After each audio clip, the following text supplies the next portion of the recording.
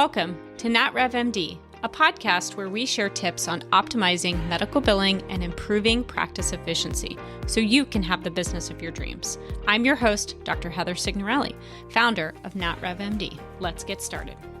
Hey guys, I want to talk a little bit about taking the right mode of transportation. So what I mean by that is when you're taking a bicycle to work, when you really need a car, and thinking about EMRs, so electronic medical records, practice management softwares. I was just talking to a really great physician, and we were chatting about just the things to think about when you're trying to figure out what technology to use. And so if you're in a practice and you're trying to figure out what EMR or PM software I use, there are some softwares out there that I really don't love. One of them is Office Ally. I think of it as the bicycle when you need to use a car to get to work. It's fine. It can submit the claims. It's just not great.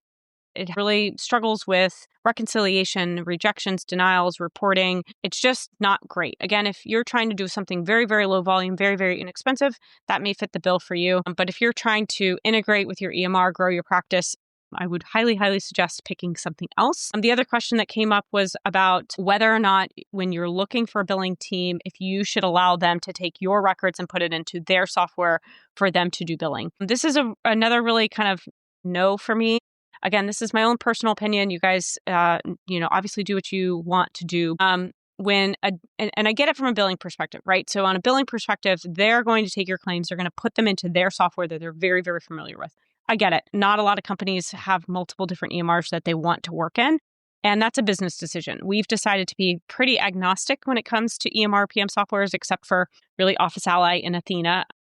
I've got different feelings on each of those. And again, I don't mean to pick on them. It's just not what's right for our business. So from a selection of using an EMR PM software that you have control over, the benefits really then are that you control the data. So if for some reason a billing team doesn't work out, then you can keep the data. You can have an external team come in. They can do an audit, which, as you guys know, we do audits for any billing metric audits for any practice making 150,000 receipts per month. So if you are looking for an audit and your billing is not going great, head on over to NatRevMD and check out that free audit page. But if you are trying to figure out, should I give that control over to our billing company and have them take the claims, putting into their software? The cons for this, it's not your data. If you do decide to change billing teams, it becomes extremely difficult. You will have a difficult time getting that old AR and control over that. If you do change billing teams, it just becomes a nightmare. And then getting control over that, if you were to transfer it to a new billing team, depends on the software,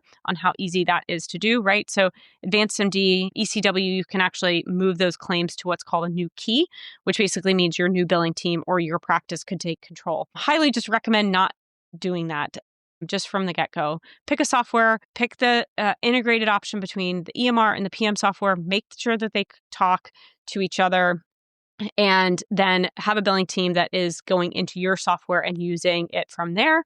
Best way. I do get a lot of questions about what are our favorite softwares: ModMed, AdvancedMD, ECW. We love those. And Dr. Chrono is kind of another one that some of our billing teams love. It's not my favorite from reports perspective, but I know our billing teams like it. It is simple to use, and I think it's inexpensive in comparison to some other options. ModMed is probably my favorite. It has a refund button, which I don't know about you guys, but you're probably trying to collect as much up front and then refund those when a claim adjudicates. It's got a button. You just push refund. I love that. It's silly, but I love it. Obviously, the other features are really good as well. Obviously, if you're cash pay, there's some other simpler, cheaper options available. I know some folks really like Charm. Obviously not our, avatar people that we are working with from a day-to-day perspective, but sometimes we deal with those questions. So to sum it up, if you're looking to build and scale your practice, don't use Office Ally. It's just not going to work long-term. If you're looking for the cheapest option, sure, go for it. Office Ally it is. Athena, I'm not a big fan of because they have their billing team doing a lot of the billing functions that your team is not going to have control over, and you will still need some sort of biller in your Athena practice management software because they don't handle all the claims, right? They put them into these whole buckets and then you're having to deal with them. So not a huge fan of Athena for that reason. I'm not a fan of Office Ally for the reasons I stated. I already shared the favorite ones. And then again, last, please don't have another billing team take your claims and put it into their system. Just from a business perspective, I really recommend not doing that for the reasons I stated. So hopefully this quick tip helps you guys. And as always, if this podcast helps you, please share it with a friend. We love to help physicians understand the ins and outs around business and revenue, and that's why we're doing this.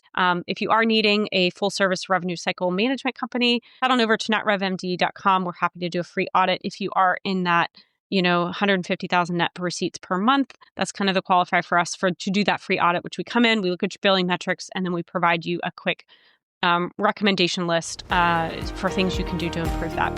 As always, thanks for listening, and we'll talk to you soon.